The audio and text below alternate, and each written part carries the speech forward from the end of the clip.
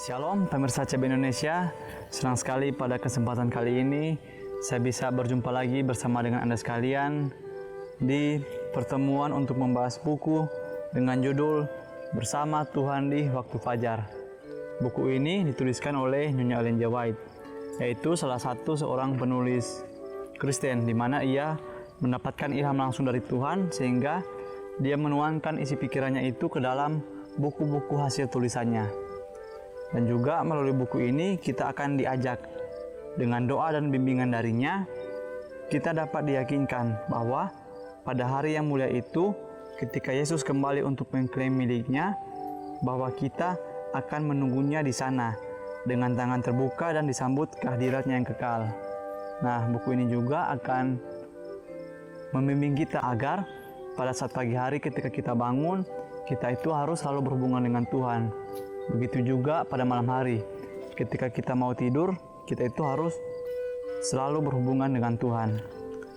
Pada kesempatan kali ini, bacaan yang akan saya ambil terdapat di dalam halaman 61. Tapi sebelum kita lanjut memasuki pembahasannya, saya ingin agar saudara sekalian mengundang orang-orang di sekitar saudara untuk duduk menonton bersama. Dan firman yang akan saya bawakan sebentar atau bacaan ini bisa kita semua dengarkan, diskusikan, dan kita praktekkan di dalam kehidupan kita setiap harinya. Dan bacaan kita kali ini berjudul Kasih Tuhan Memberikan Harapan Kesempurnaan. Ayat intinya terdapat di dalam Roma 8 ayat 4. Supaya tuntutan hukum Taurat digenapi di dalam kita yang tidak hidup menurut daging, tetapi menurut roh. Nah, jadi melalui judul dan ayat inti ini kita akan membahas mengenai kasih Tuhan Yesus. Kita masuk pada pembahasannya. Dengan kasih yang tak terceritakan, Tuhan telah mengasihi kita, dan kasih kita bangkit kepadanya bila kita memahami tentang panjangnya dan lebarnya dan tingginya kasih yang melampaui pengetahuan ini. Nah, jadi pada awal pembukaan kita kali ini, kita itu diingatkan kembali bahwa kasih Tuhan itu begitu besar dan melampaui pengetahuan kita, di mana mungkin pengetahuan yang kita miliki saat ini tidak akan bisa untuk menjelaskan kasih Tuhan kepada kita semua.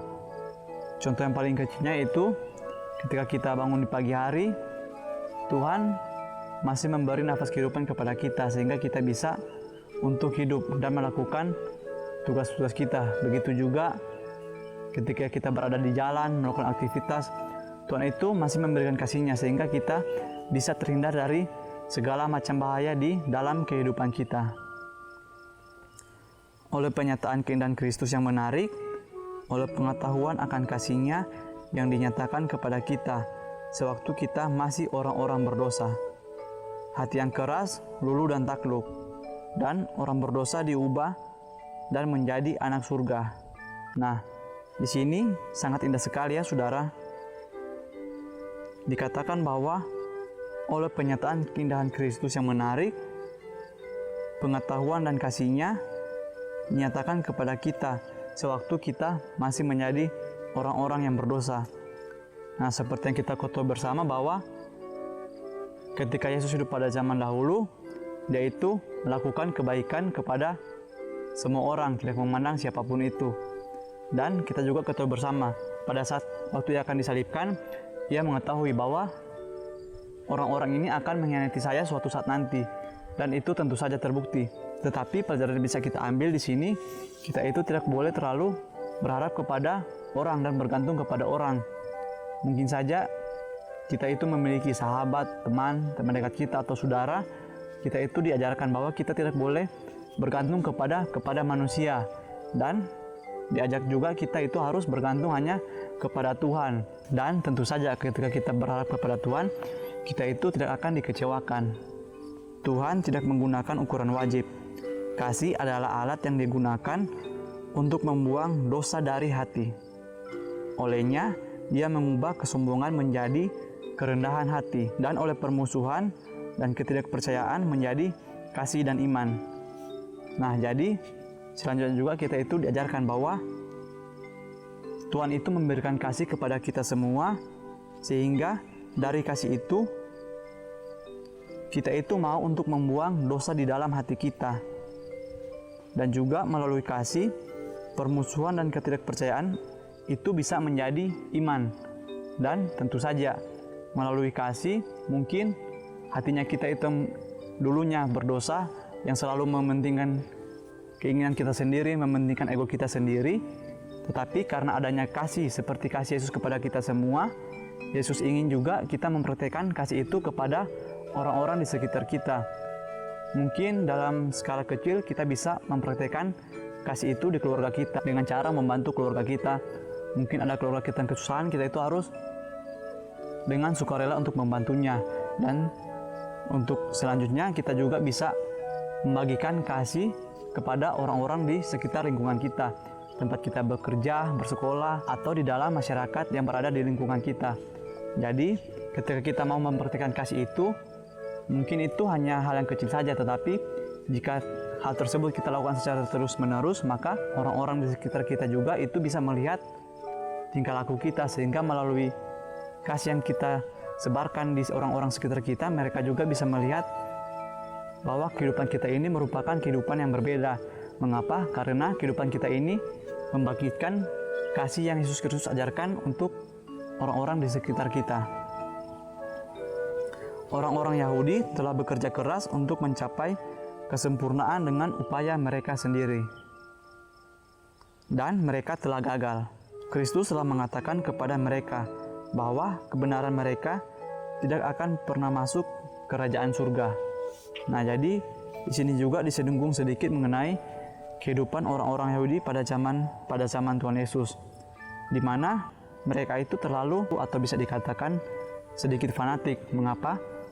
Contoh yang bisa kita ambil yaitu mereka ketika mau berdoa berdiri di lorong-lorong, sehingga ketika mereka berdoa orang-orang bisa melihat mereka yang sedang berdoa.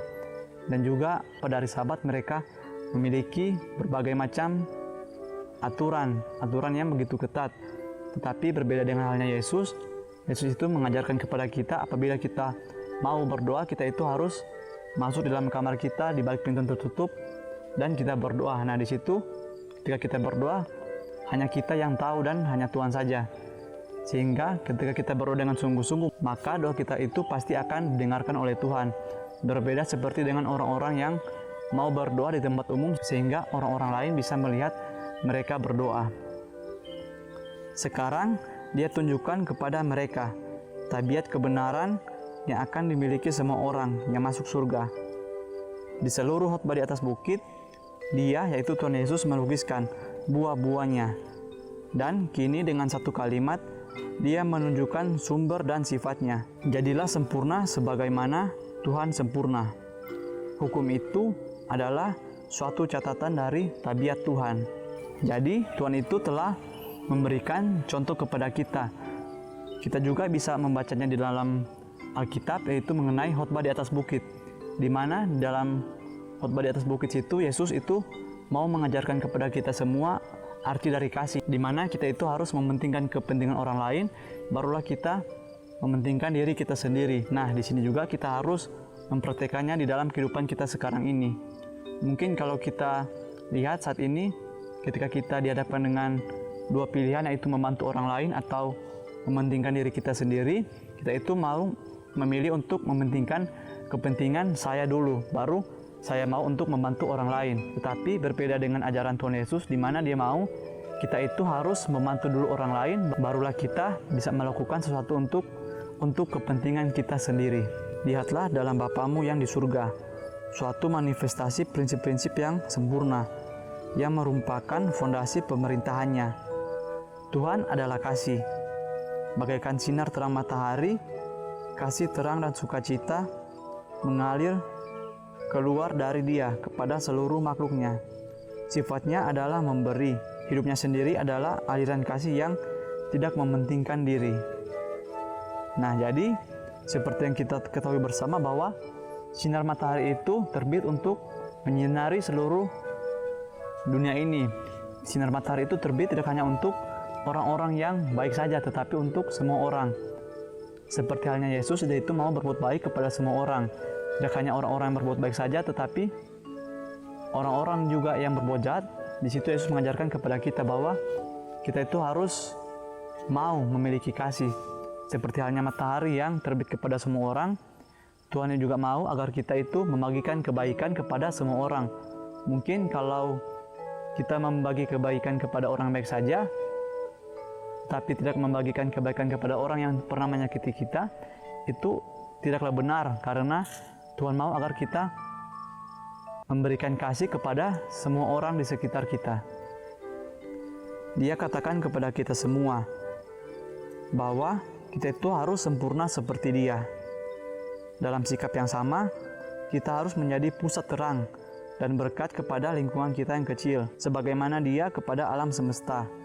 Kutipan ini diambil dari buku Khotbah di atas Bukit, halaman 87 sampai 88. Nah, pada akhir pembahasan kita kali ini, Tuhan ingin kita itu memiliki tabiat sepertinya, di mana kita itu harus menjadi pusat terang untuk lingkungan sekitar kita.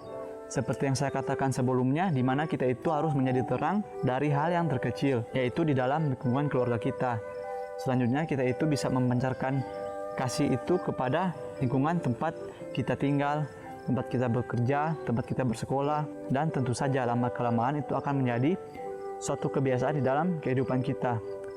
Di sini juga dikatakan bahwa ketika kita melakukan tindakan tersebut, yaitu membagikan kasih kepada orang di sekitar kita, mungkin saja kita merasa hal itu adalah hal yang kecil, tetapi dari hal kecil tersebut itu bisa menjadi suatu perubahan yang berada di lingkungan kita.